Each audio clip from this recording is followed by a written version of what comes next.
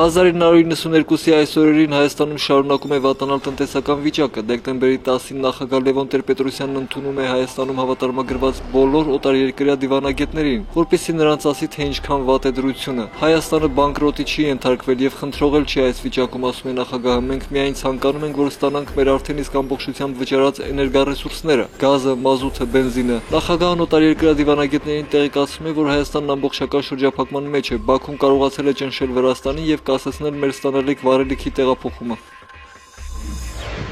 1996-ի դեկտեմբերի 10-ին Մարդու իրավունքների միջազգային օրը Հայաստանի գերագույն դատարանը մահվան է դատապարտում դրոյի գործով անցնող 3 հոգու՝ Արսեն Արծրունուն, Արմեն Ակմնջոյանին եւ Արմեն Գրիգորյանին։ Եվս 8 հոգի դատապարտվում են 3-ից 15 տարի ազատազրկման։ Ամբաստանյաններից մեկը մահացել էր մեկուսարանում դեռևս նախաքննության ընթացքում։ Հիշեցնենք, որ ըստ նախաքննության նյութերի դրոն ահաբեկչական կառույց էր, որը ծրագրում էր պետության դեմ ուղղված հանցագործություններ։ 1997-ի դեկտեմբերի 10-ի դրությամբ Հայաստանում հիմնականում խախտվում են մարդու իրավունքների հռչակագրի 5-րդ եւ 9-րդ կետերը, որոնք վերաբերվում են ապօրինի կալանքներին, կտանքներին ու բռնություններին։ Մարդու իրավունքներն ամենաշատը խախտվում են բանակում ու ներքին գործերի մարմիններում։ Ըստ իրավապաշտպան Վահան Իշխանյանի, ոստիկանությունում ծեծվում է ամեն 10 կալանվածից 9-ը, իսկ բանակում բոլոր զինվորները։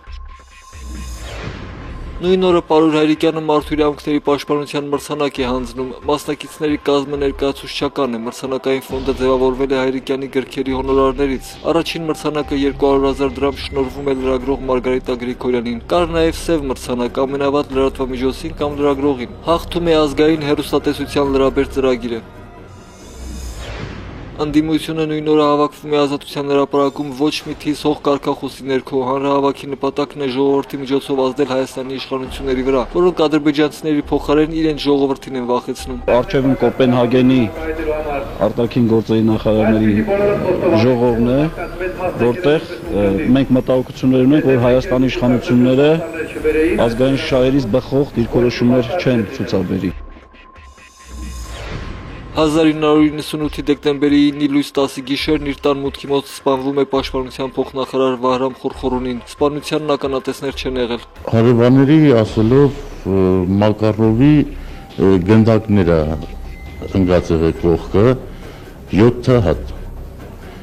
բայց ասենք մարմնի վրա մենակ գլխի մասում ա եղել կրակոցներ։ 2 օր անց Եռաբլուրում հուղարկավորում են սպանված պաշտպանության փոխնախարարին։ Քաղաքական ուժերը մտահոգված են գնդապետի սպանությամբ, այն երկիրն ուրիշ տեղ է տանում։ Եմ կարծում, որ պետք է քաղաքական գնահատական տալ հարցին։ Պաշտպանության նախարարությունում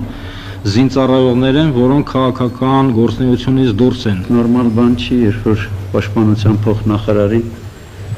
այդ ձևով տեղի ունեն սպանություն։ Սա իշխանություններին լուրջ իշխանությունների իմիջին լուրջ հարված է։ 2000-ի այսօրը համագումար են հրավիրում քրիստոնյա դեմոկրատները։ Համագումարի ընթացքում տեղի են ունենում զավեշտալի դեպքեր։ Հաշվիչ հանձնաժողովը համագումարի պատվիրակների մեջ են ընդգրկում նաև լրագրողներին։ Իսկ օրակարգում մոռացել են ընդգրկել հանձնաժողովի նախագահի ընտրության հարցը։ 2006-ի այսօրը ԱԱՏ-ն ձերբակալում է Շուշիի գումարտակի հրամանատար Ժիրայր Սեֆիլյանին, ինչպես տեղեկացնում են ազատագրված տարածքների պաշտպանություն կազմակերպությունից, նրան մեղադրում են հեղաշրջում կազմակերպելու մեջ եւ սպառնում արտաքսել երկրից։ ՀՀՇ վարչության նախագահ Արարատ Զուրաբյանը 2009-ի դեկտեմբերի 10-ին ընդդիմադիր է Սերժ Սարգսյանի իշխանությանը եւ պայքարում է քաղբանտարկյալների ազատության համար։ Համոզված եմ, որ միայն պայքարի արդյունքում է հնարավոր Հայաստանը տեսնել ժողովրդավարական եւ ազատ եւ առանց քաղբանտարկյալների։